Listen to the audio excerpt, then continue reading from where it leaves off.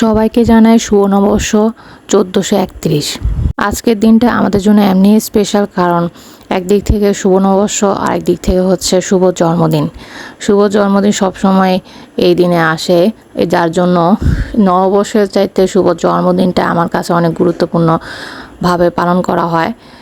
আজকে শুভ ওইখানে অনুষ্ঠান ছিল, যে কলেজে অনুষ্ঠান ছিল, যার কারণে ওইখানে আমাদের যাওয়া। আদারওয়াইজ অন্য কোনো জায়গায় আমরা ঘোরাফেরা করার চিন্তা করছিলাম।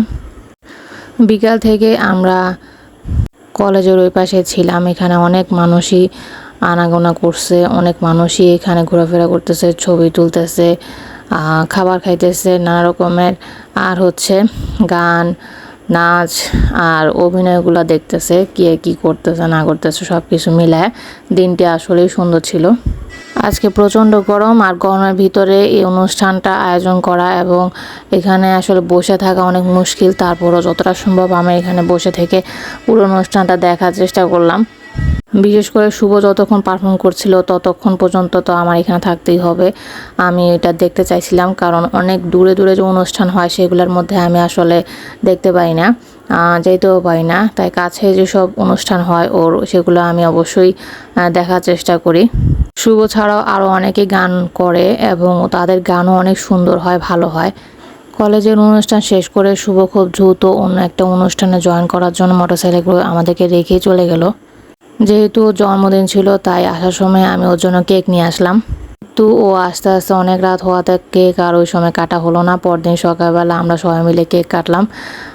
ব্যাপারটা হচ্ছে কি, কেক কাটা তো গুরুত্বপূর্ণ বিষয় না, ব্যাপারটা হচ্ছে সবার সাথে একটু সময় কাটানো, বাচ্চাদেরকে মজা দেওয়া। বাচ্চারাই চায় যে একটু কেক খাক, জন্মদিনটা এভাবে পালন করুক, সবাই একসাথে হোক, শুভকেও একটু খুশি রাখা। বিশেষ দিনগুলোতে ও আসলে আমাদেরকে খুব একটা সময় দিতে পারে না। ও জন্মদিনটাও মাঝে মাঝে এরকম হয়, সকাল সকাল পালন করতে হয়, না হলে পরদিন সকালবেলা পালন করতে হয়, নাহলে রাতেই পালন করে ফেলতে হয়। যাই হোক, বাচ্চাদের খুশির জন্য আমরাও চেষ্টা করি সবসময় ওদেরকে খুশি রাখতে। এবারে ঈদ উপলক্ষে কেক ফ্যাক্টরির কেক রেডি ছিল না। ওখানকার লোকজন নাকি এখনও ছুটি শেষ করে নাই, তাই কেক ওনাদের রেডি ছিল না। 30 মিনিট চেষ্টা করে তারপরে ওখানে দাঁড়িয়ে থেকে কেকটা আনতে হলো। ব্যাপারটা যদি আমি আগে থেকে জানতাম তাহলে হোমমেড কোনো কেকের অর্ডার দিয়ে দিতাম।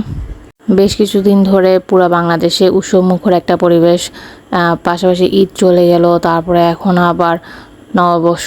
সবাই সবার পরিবার নিয়ে এনজয় করতেছে, আমরাও আমাদের পরিবার নিয়ে এনজয় করার চেষ্টা করতেছি। তো এইভাবে সবার দিনই অনেক ভালো যাচ্ছে দেখলাম সোশ্যাল মিডিয়াতে। আলহামদুলিল্লাহ আমাদের দিনও ভালো যাচ্ছে, আমরাও ভালো আছি পরিবার নিয়ে, এবং সব কিছু মিলে আমরাও সুখে শান্তিতে বসবাস করতেছি। আসলে জীবনে সুখ দুঃখ মিলেই তো জীবন। তারপরও বিশেষ বিশেষ দিনগুলোকে আমরা একটু নতুন করে নতুনভাবে একটু মনে রাখার মতো করে রাখতে চাই, সেজন্যই কিছুটা আয়োজন।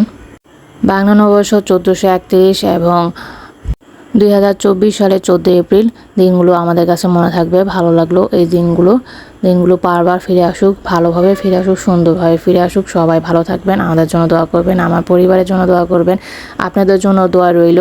আপনারাও ভালো থাকেন। Thank you so much.